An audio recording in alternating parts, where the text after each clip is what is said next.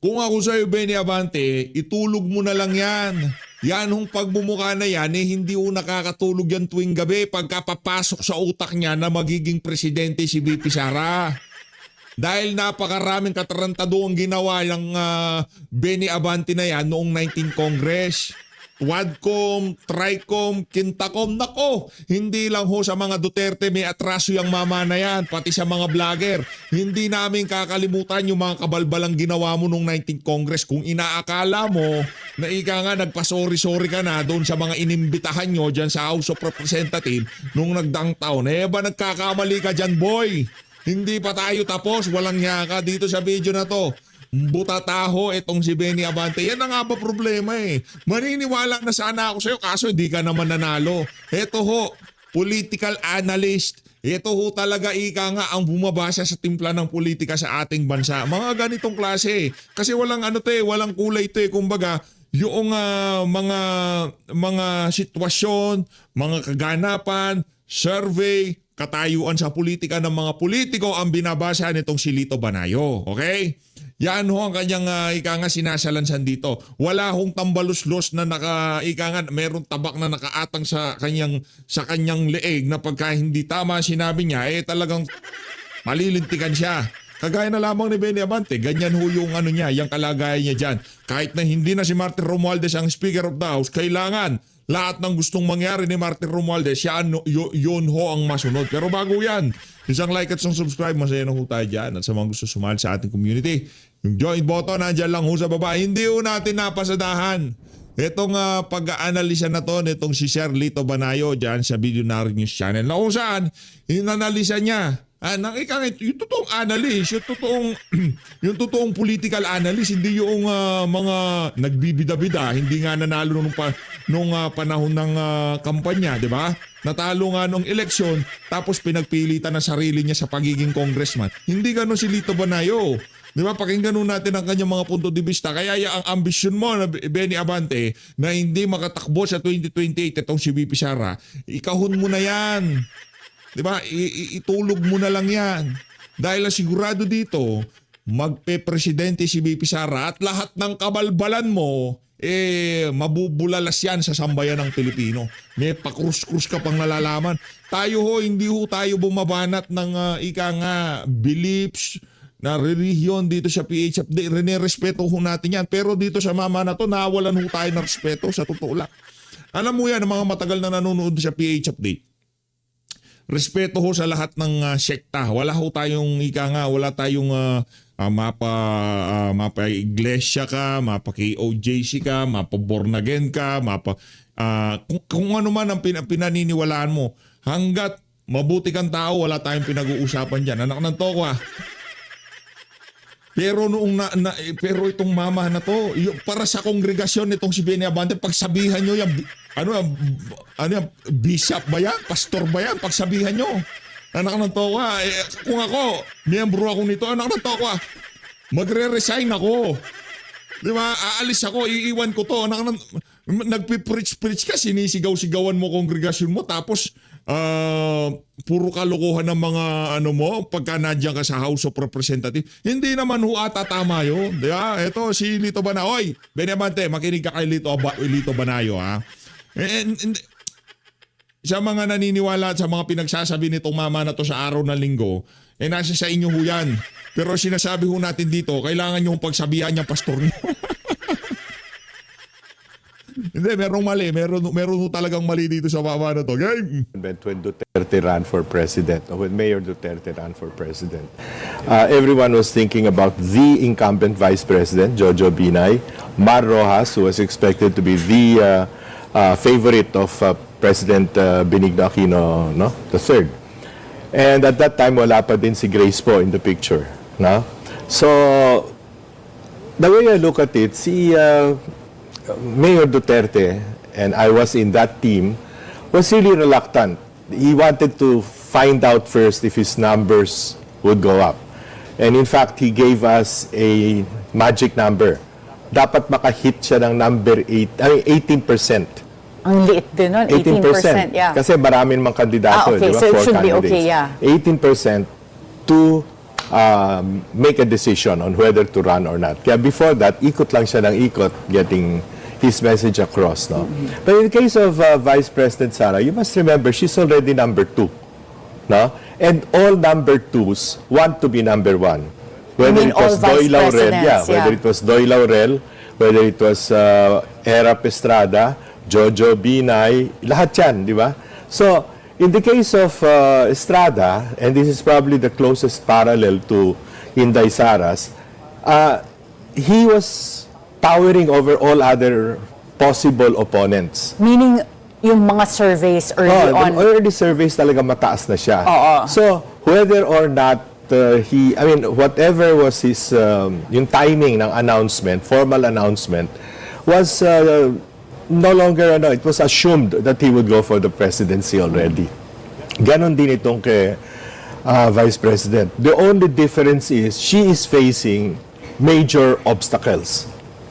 Impeachment and all those. So, meron bang pros and cons na maagang nag-announce si Vice President Sara? Let me speculate based on my experience. Number one, she decided to run for vice president with BBM without the blessings of her father. At that point in time, hindi sila nag-uusap masyado. Estranged yung relationship nila. This time, because her father is in jail, the relationship became very close. No, siyempre, nagre-repair. I think, considering that she was in The Hague 2 weeks before, the decision to throw her hat formally in the ring was made in The Hague. Wow. You used to be part of former President Duterte's camp nung Yeah. tatakbo siya for president, and you were part of that successful team that got him the presidency. Magaling. Are you now? Magaling ho yan si Lito Banayo. Pag kaya na nagsalita na si VP Sara ay tagilid sa kanyang kandidatura o hindi maganda ginawa niya o hindi siya mananalo, mai-impeach siya, hindi maganda alanganin ng posisyon niya dyan sa Senado o sa House of Representatives. Kahit paano ay maniniwala naman tayo dyan kaysa dito kay Atras Abante. Di nga nanalo yan nagbibida-bida, mayat-maya, nagpapapress ko wala. Diba, kung nanalo ka, yung fair and square, binoto ka ng mga taga 6 district ng Maynila, talagang maniniwala ako sa'yo.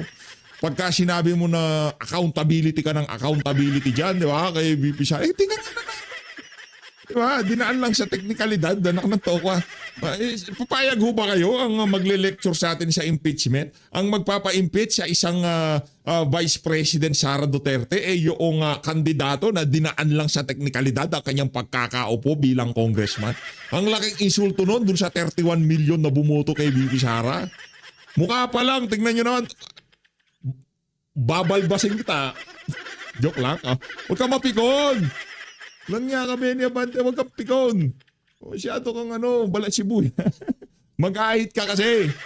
Ay sa bagay, sobrang stress na ko siguro siya. Naiisip niya, magpe-presidente si Sara Duterte. Problema this.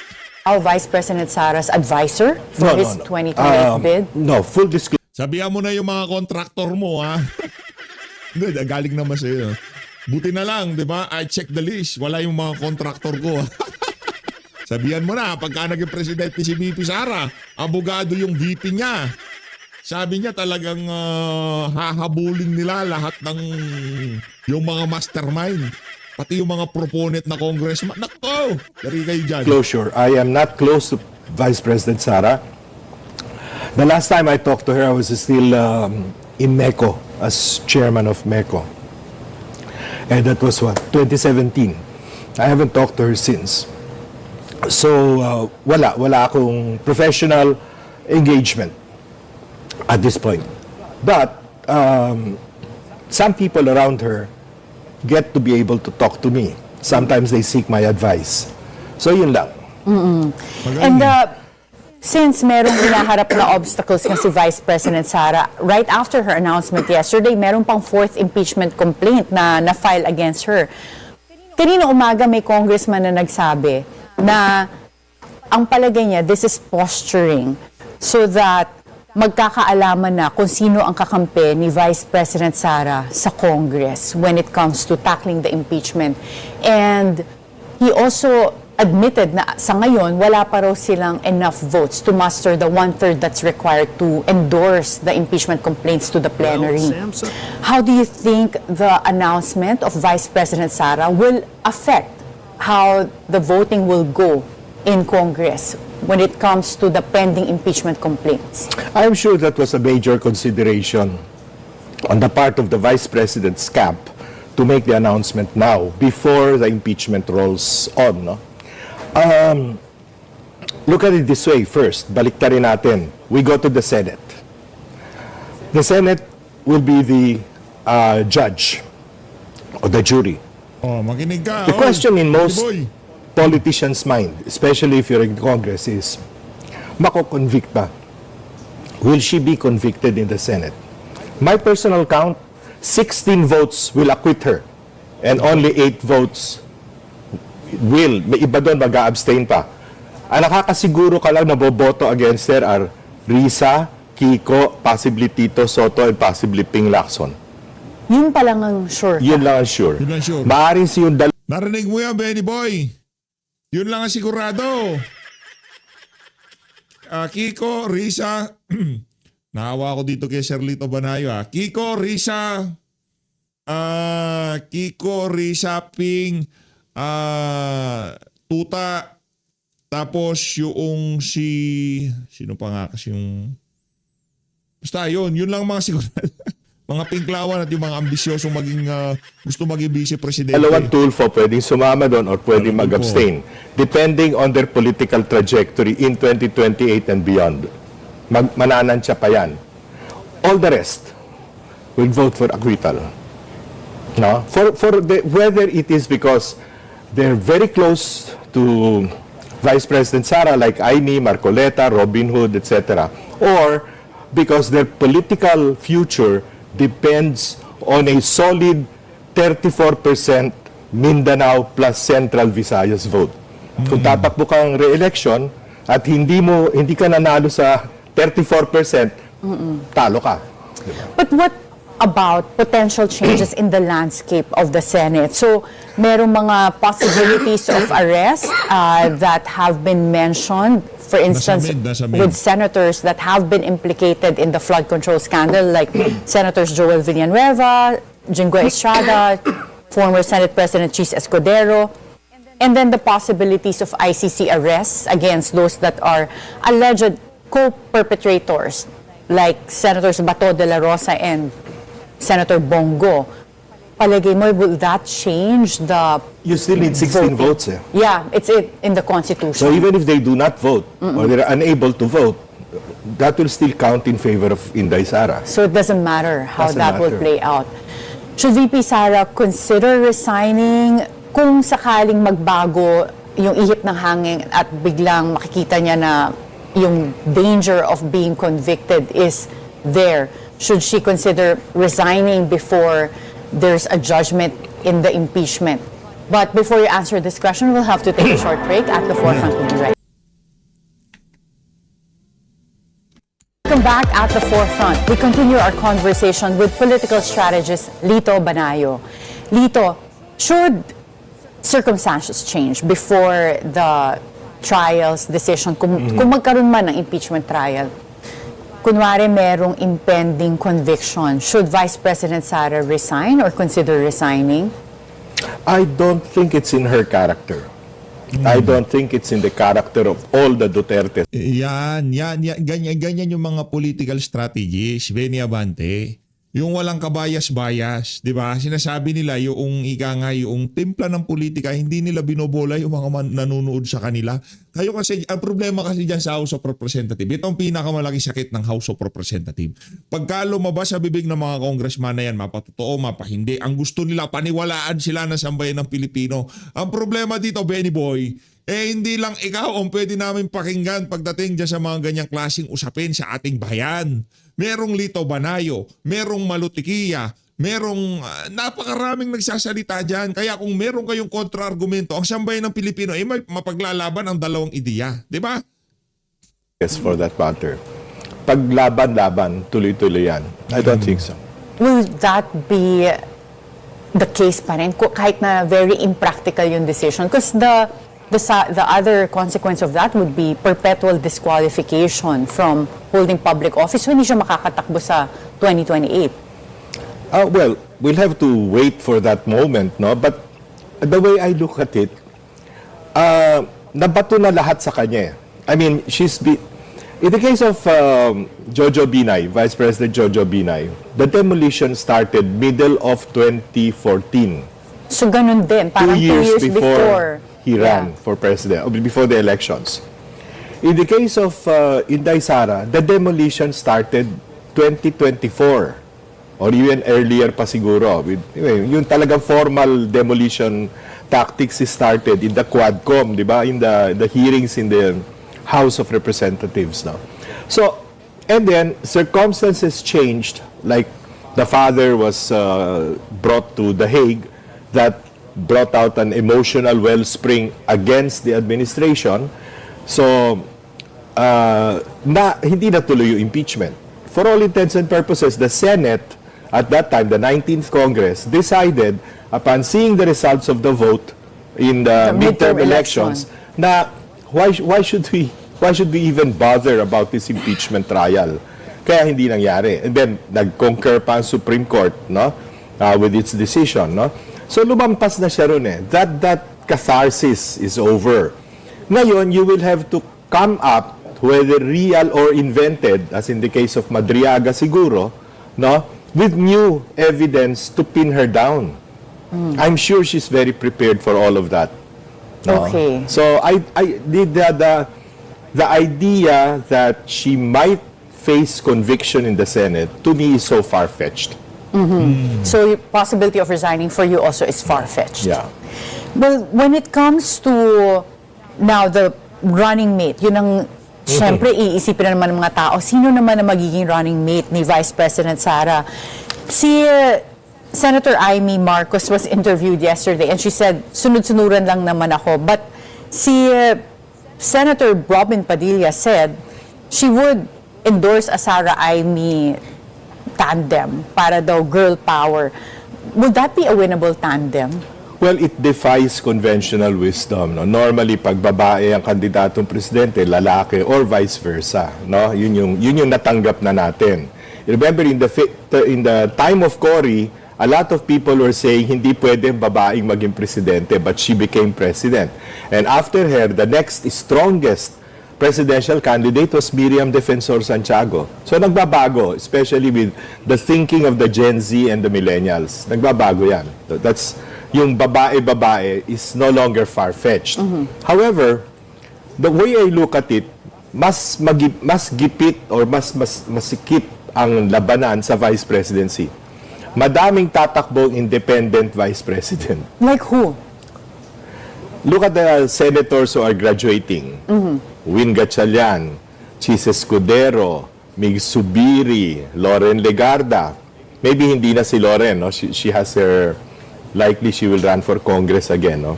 But marami yan. Madaming thinking na manipis ang labanan, mas madali ang labanan sa Vice President.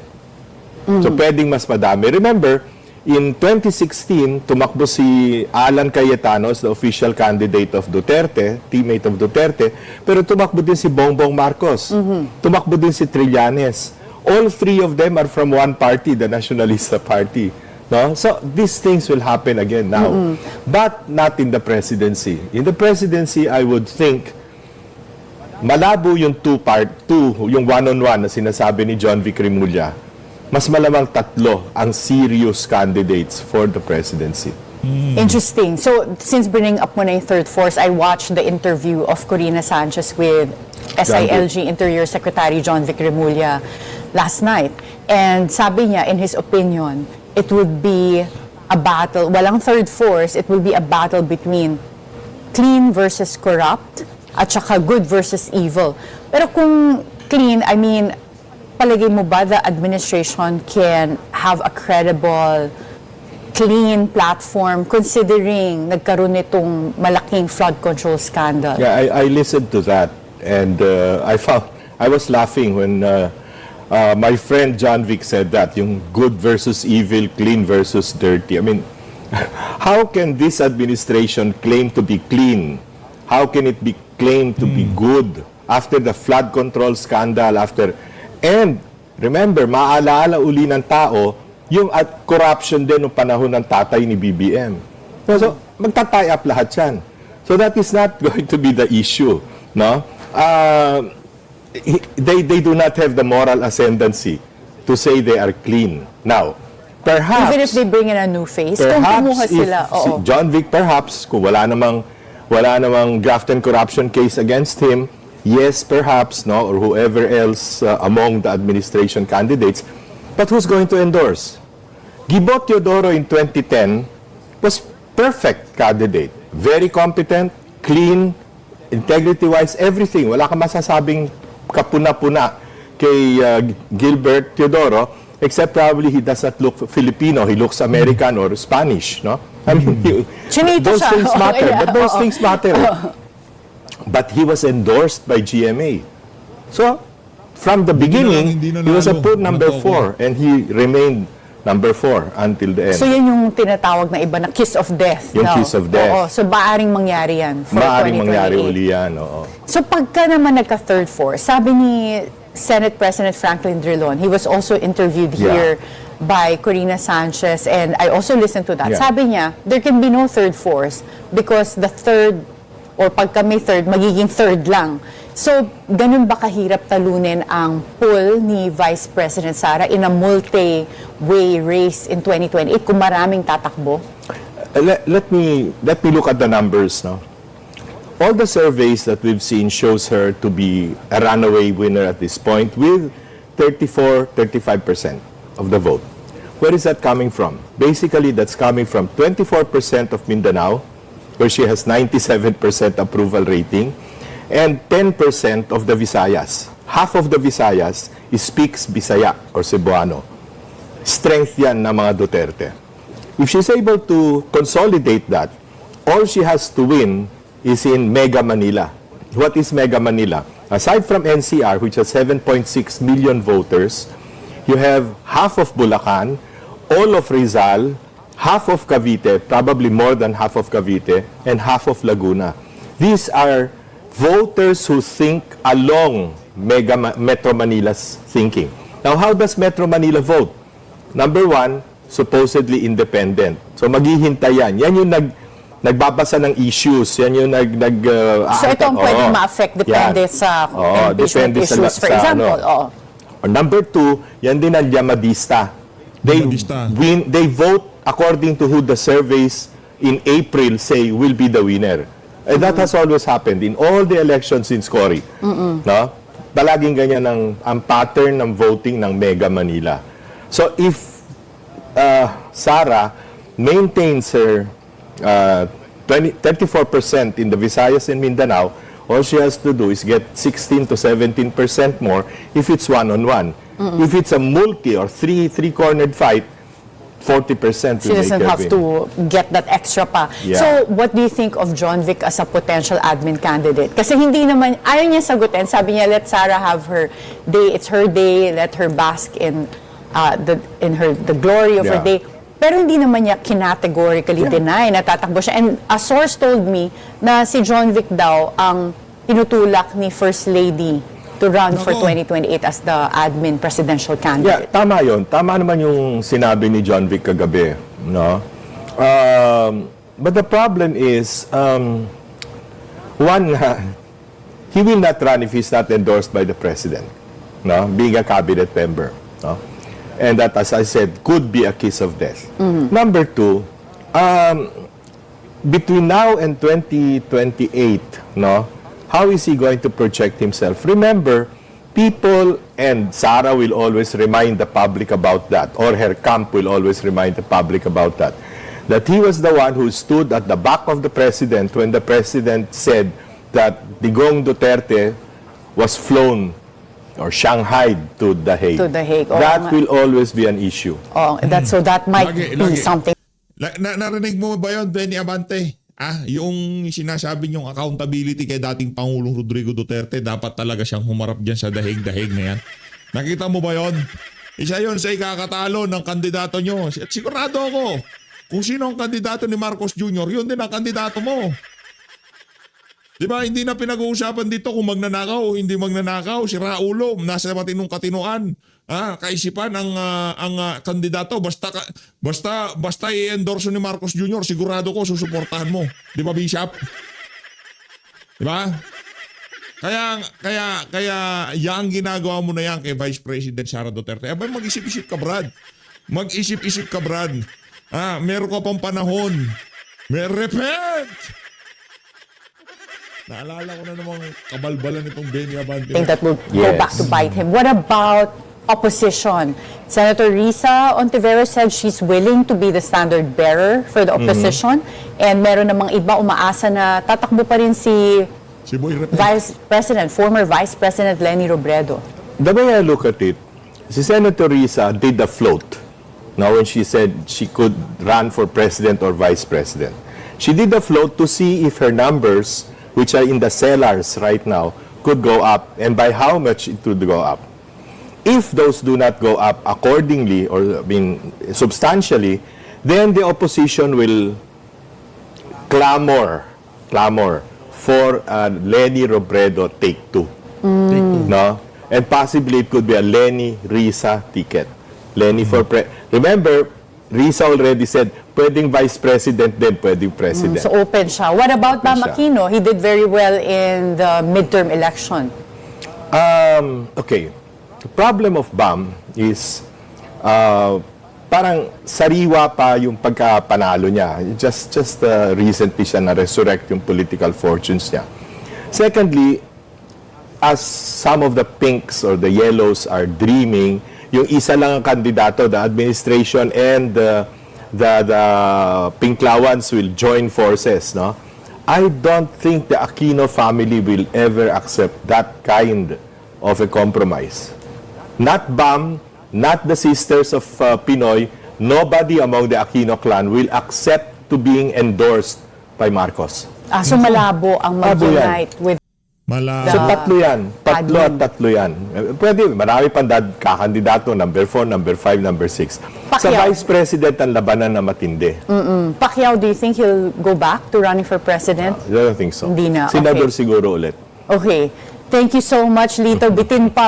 Magaling to si Lito Banayo at yung mga sinasabi niya, yun ang ating nakikita. Itong si Benny Abante, nakasara yung utak na, puro balbas lang at bigote ako meron tong mama na to, pero pagdating sa pag-aanalisa, di ho talaga tayo bilib dito kay Benny Abante. Eto na, Benny Boy, bibigyan kita ng dito, bibigay ko sa iyo ang limelight dito sa PH Update. Siguraduhin mo, wag mo akong kukonsumisyonin, ha? Ha, Benny Boy? O ito, salansanin na natin itong si Benny Boy. Yan, Saturday News Forum dyan sa House of Representatives. Kahapon ho yan, mga kababayan. For impeachment complaints against Status naman, sinabi naman ng chairman ng Committee on Justice na meron pang 10 days, 10 session days, no? So, sabi ko, we have to abide by the ruling of the Supreme Court. Hindi naman natin pwedeng, deadmahin yan. So, whatever the Supreme Court so decided, which interpretation ng batas, dapat sundin ng Congress yan. So, we have 10 session days. So, ang gagawin yan after the filing of the fourth impeachment case sa section. Papasok yan kay si former Speaker. And then, palagay ko pumasok na eh. And then afterwards, it will go to the Committee on Rules. The Committee on Rules will give it to the Committee on Justice. The Committee on Justice would deliberate on that, siguro mga 2 or 3 days. And after that, it will be put into the vote sa plenary. Ang kailangan na naman 1/3 eh. So, the iniisip ko, because in the first impeachment complaint, more than 250 congressmen signed the first impeachment complaint. So I don't think na may hirapan ito na makaabot dahil out of 311 congressmen, 100 Meron ba kayong for later release dito sa dito sa impeachment na to? Meron ba kayong ika nga bulwagan na punong-puno ng pera ngayong mga panahon na to? Meron ba kayong meron bang kampanya na mangyayari anumang oras mula ngayon? Kung wala lahat ng sagot dyan sa mga katanungan ko na yan, Benny Abante, hindi mo pwedeng ikumpara yung unang impeachment laban dito kay VP Sara at itong impeachment na hinain ng mga siraulo ngayong mga panahon na to laban sa kanya. Okay? Hindi pwedeng ikumpara na nung unang impeachment nakakuha naman kami ng ganito karaming boto. So ngayong impeachment na to siguro hindi naman kami mahihirapan kung ganong karaming boto lang ang kailangan naming makuha. Hindi mo pwedeng ikumpara yan. Pagka kinumpara mo yan, anak ng toka, magturo ka na lang doon sa doon sa simbahan mo. Sa tingin namin doon kahit paano may nabubola ka. Grade 5 lang ang kailangan eh. 1/3 eh. Gadi si To be Benny able Abante. to pass it and let it go to the Senate for the impeachment court. So palagay ko we are in a proper position at this point in time. Pero inaasahan po niyo yung the same numbers na pumirma last year will also be the same numbers na pipirma this year. It might not be the same number. Iniisip ko na hindi magiging pareho numero pero it only takes about 1/3 of the members of the House to let it pass. So palagay ko makukuha namin yun. So, more than enough. More than enough, yes. Sabihin mo ihanda nila yung mali-malitang pera. Sa tingin ko sa gayong paraan masusolusyonan yan. Ihanda nyo yung mali-malitang pera, baka sakali. baka sakali. Yung mga ibang binigay daw, di umano ni Saldico kay Martin Romualdez, ihanda nyo yun. Pagka magpapapirma kayo, baka sakali. Baka makakuha kayo ng boto. Pero sa base sa ating mga nababasa at nakikita sa social media, yang gilas at talagang enthusiasm ng mga congressman biglang nawala. Hindi na ito kagaya noong panahon na kung saan gigil na gigil silang lahat. Yung tipong durog na durog si VP Sara di ba nung 19th Congress. Ito iba na sila na lang nagsasalita. Yun talagang mga bataan na lang nitong si Martin Romualdez si Ortega, si Adjong. Pero yung ibang mga congressman dati na pumirma na siga-sigaan din ngayon, tahimik na sila Kaya tayo dyan sa sinasabi niya ni Benny Boy, medyo diskumpiyado tayo. Baka dyan pa lang sa House of Representatives. Pag ang impeachment ni VP Sara naligwak dyan sa House of Representatives, ito ang sinasabi ko sa inyo mga kababayan, tapos na ang boxing. Wala na. Magkuya-kuya-kuy na lang si VP Sara. Kuya-kuya-kuy na lang siya. Siya na presidente sa 2028. At sisiguraduhin ko, yung mga dilawan, siya bagay, business din pala ng mga dilawan at pinklawan yung election na yan. Gugustuhin din nila na talagang kumita ng mga donation, campaign donation, di ba? Hanap buhay nila yan. Sige na. Ilaban nyo na si Leni Robredo pero sigurado dito lalamunin ang buhay ni VP Sara yan. Pati buto, simut yan, sigurado. So, Paano kung nag-tandem si VP at itong si Leni? Sang-ayon ba kayo doon? Tayo talaga mga kababayan, hindi tayo sang-ayon dyan. Kung tayo ang tatanungin dito sa PH Update, Rodante Marcoleta. Bakit? Una sa lahat, mataas ang tsansang manalo. Kasi dyan, base dito kay Lito Banayo, yan ang isa sa pinakamadugong posisyon na lalabanan sa 2028. Kasi yung presidente, dandil na yan. VP Sara, nakaukit sa palad ng kamay niya na magiging presidente siya. Wala makakapigil noon.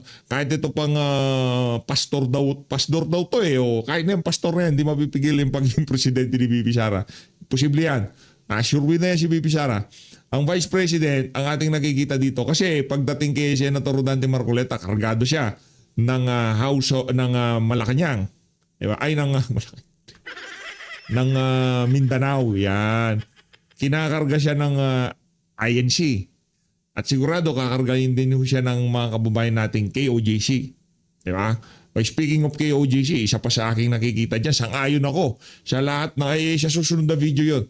Yung pinapanood natin yung mga banateros na pwedeng maging katandem ni VP Sara itong si Pastor Kibuloy. 110% sang-ayon ho tayo dyan. Mamaya sa susunod na video, ipapaliwanag ho natin yan kung bakit tayo sang-ayon dyan.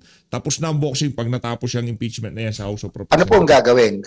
Pag nakuha na yung more than enough, magkakaroon pa ng pagdinig o ipapasa ng diretso sa Senado? Ipapasa na yun directly sa Senado after the vote in the plenary. Yun ang talagang maaari mangyari niyan. Hindi po ba kayo nakakamba na sa Senado mahirapang makakuha ng sapat na numero? Actually, it remains to be seen, no? Medyo may pangamba rin sapagkat it will take 16 votes for the Senate to 16 for the Senate to actually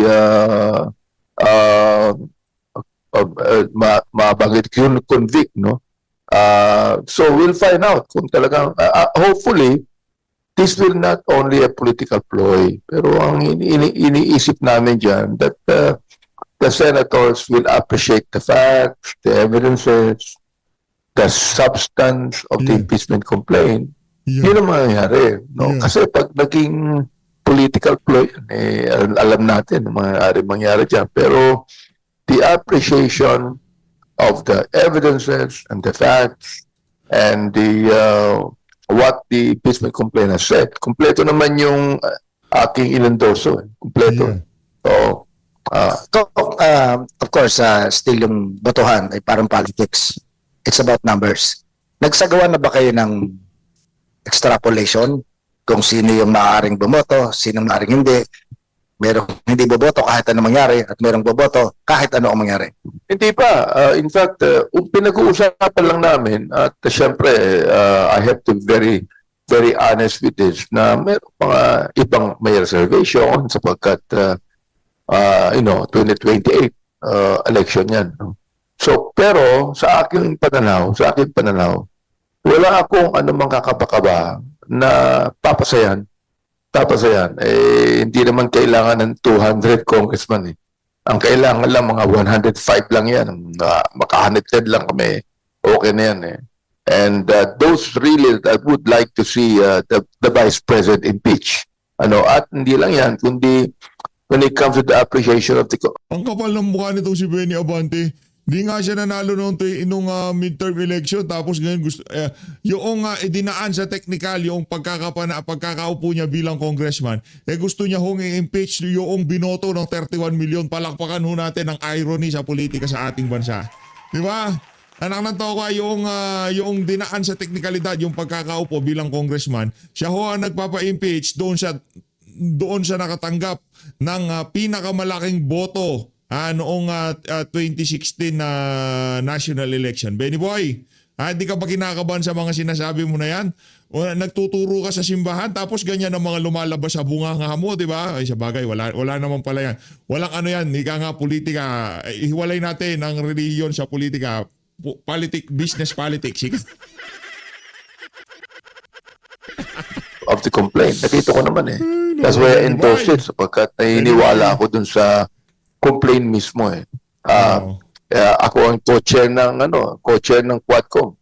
Inibisigahan namin yan. Ako rin ang vice chair ng Good Government. Ang ating vice president she did not take an oath. Hindi na sinagot ang mga alegasyon. Siguro kung sinagot niya, baka okay na. For example, like kung bakit sasagutin ang aligasyon? Benny Boy, bakit sasagutin ang aligasyon? Sino ba kayo? Bakit sasagutin niya ang aligasyon? Hindi niya kailangan sagutin ang aligasyon. Di ba? Kasi hindi kayo korte. Ngayon, kung meron siyang kasalanan, doon tayo sa COA magkita. Yung ginagawa niya sa Twadcom, puro pamumulitika. Demolition job yon.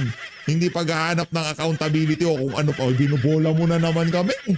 Paano mo makukumbinsin yan? Diba? Huwag ganyan. Binobola mo kami yan, Brad. Dapat wag mo kaming idaan dyan sa Patwadcom. Di na. Gusto na nga ang mga makabayad. Ituloy. Ayaw mo na. Ano ituloy nyo? Ituloy nyo. Hinahamon kita, Benny Boy. Ituloy nyo yung Quadcom. Talagang sinagot niya yan at maganda pagkakasagot niya at talagang wala siyang anumang ano dyan, masabi masama dyan, okay.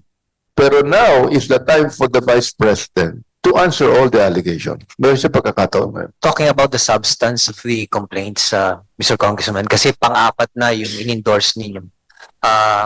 Walk us through the details of yung sa inyong complaints na in-endorse. Ano ang pagkakaiba po nito dun sa tatlong na? Actually, there are a lot of similarities in the first complaint. Sapagkat nakalagay naman doon, culpable violation of the Constitution, betrayal of public trust, nakalagay pa rin yung graft and corruption, nakalagay pa yung other high crimes, and yung iba na bribery, nakalagay pa, no? So, the Vice President has to answer that. Nakikita ko naman na kumpleto eh. Pero, ang tanong, ang ipambabayad kaya sa mga congressman na pipirma kumpleto. Dalawang magkaibang bagay yan, yung kumpleto sa substance at kumpleto sa forma. Yung forma at sustansya kumpleto. Ibang usapan kung kumpleto yung pambayad sa mga congressman. Kahit na kung sufficient in form and substance, kung insufficient sa pondo, ay may problema tayo dyan. Anak ng toko, naglulukohan tayo dyan, Benny Boy. pinaka-smoking gun dito, Oh yeah, smoking gun. yung affidavit ni Ramil Matriaga. Sapagkat ito, hawak-hawak ko yung affidavit niya. Ito, very close yan sa ating Vice President. Bakit? Bakit mo nasabing very close? Nakita mo sila magkasama? Nakita mo sila magkakwentuhan? Di ba? Kung talagang very close, pakitaan mo kami ng ebidensya. Ayaw namin yung ano na yan. Gusto ko yung nagkakapi silang dalawa. Hindi ko alam na siya pala edukadong tao, nakatapos ng gulo. Hindi nga pumasa. Nag-i-involve sa Economic Intelligence and Investigation Bureau. Kinuha siya ni President Digong because of his very good knowledge and expertise in investigation and espionage. So yung Madriaga affidavit na yan, makikita ba namin sa Kongreso na magsasalita siya sa kanyang testimonya o hihintayin na lamang namin mapanood siya kung pagsasalitain sa Senado? Sinabi naman niya, he's willing to testify. yung mga dyan mga kababayan, yung mga pinagsasalita nila dyan, may deal yan. Kagaya na lamang dito kay yung self-confessed drug lord yun nga yung nasentansyahan na magshot na naman yung si Espinosa, di ba? May gantimpala ho yung mga yan. Yan, sa tingin ko, pagka na-impeach si BP Sara, magiging gantimpala dyan sa sintu-sintu na yan. Mabigat ho yung kaso ng Madriaga na yan. Malamang sa malamang, kahit na ma-impeach si BP Sara, hindi ho makakawala yung mama na yan. Hindi ho pakakawalan ng basta-basta yung mama na yan. He will be truthful. Hindi niya babaguhin yung kanyang sinabi, no? Kasi alam mo naman ang usong-uso yung binabago mo yung sinabi mo Ito, affidavit ito. Sana hindi niya baguhin yan sapagkat doon sa affidavit niya, very clear. Nung kanyang yung isip, no? Yung ISIP na that will catapult the Vice President into the presidency. Sinabi din niya na nagfa-fund ang nagpopondo ng isip na kanyang tinayo. Pondo galing sa Pogo Pondo galing sa drugs. Sinabi niya sa kanyang update. Si Raulo lang ang maniniwala sa'yo. Si Raulo lang. At si Raulo lang ang maniniwala dyan sa affidavit na yan. Itong si Madriaga. Ibig sabihin si Raulo ka. Hindi ko sinasabi si Raulo ka. Ang sinasabi ko, si Raulo lang ang maniniwala dyan sa affidavit na yan. So, kung talagang totoo ito, panindigan niya. Panindigan niya. At magsabi siya ng anumang ebidensya na totoo itong mga bagay na ito.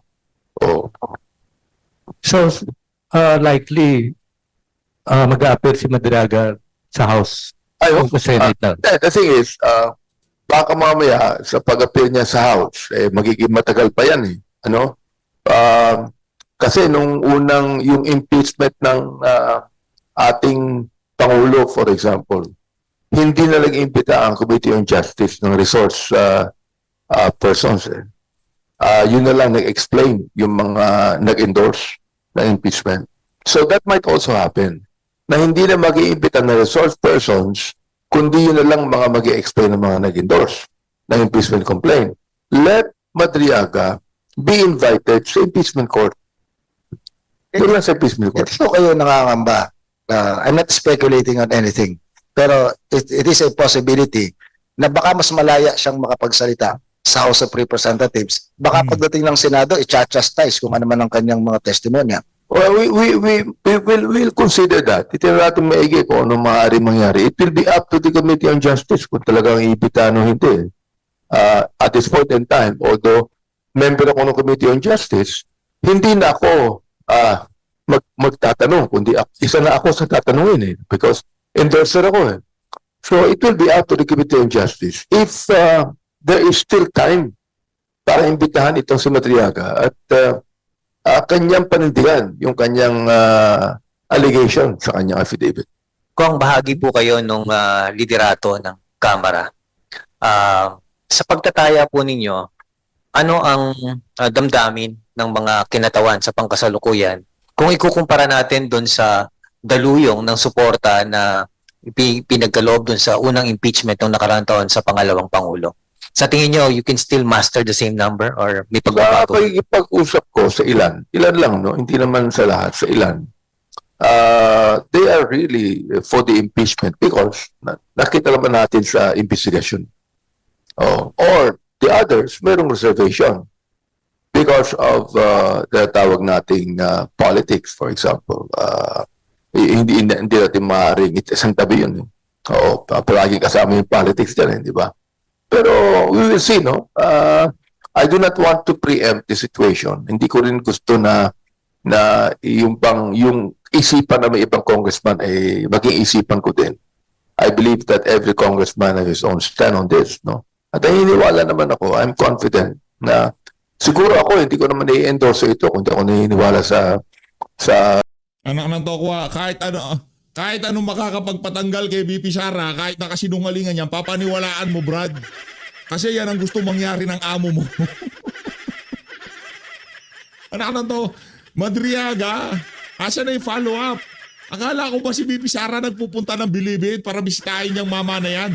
Nagkalitaw-litaw, hindi pala siya ang pinupuntahan. Anak ng Petron Garota, linoloko mo kami. Tapos sinasabi mo credible, yun ang packaging nung una. VP Sara, pupunta ng Bilibid, pinupuntahan si ganito ganyan. Ba? Yan ang packaging nila. Nung nagkalitaw-litaw na hindi na pala pinupuntahan, nagbago ang packaging kay Madriaga. Bahala ka nga dyan, Benny Boy. Ayun na nga mga kababayan, dito na una tatapusin ang mga kabalbalan nitong si Benny Abante. As always, mag-ingat po kayo. Abangan nyo ko yung video natin pagkatapos ito kung bakit natin nasabi na maliban kay Senator Rodante Marcoleta, maliban kay Senator Robin Padilla at lahat ng Duterte candidate ng pagkasenador na pwedeng ikasa natin dyan sa pagiging senatorial Vice President partner ni VP, tandem, pwede huyang si Pastor Kibuloy. At tayo naniniwala dyan. Tama lahat na sinabi ng mga idolo natin banateros kagabi. Tama. Nakita natin yung sinasabi nila. Kung yung utak na yon nitong si Pastor Kibuloy na yung mga nagawa niya diyan sa kanyang kongregasyon, ma-implement ho niya, ma-adapt ho niya yon kung sakaling maging presidente siya. Naku, laking tulong ho nun sa sambayan ng Pilipino. Maraming salamat o, mag-ingat ho kayo lahat. Mahal natin Pilipinas. Saludo.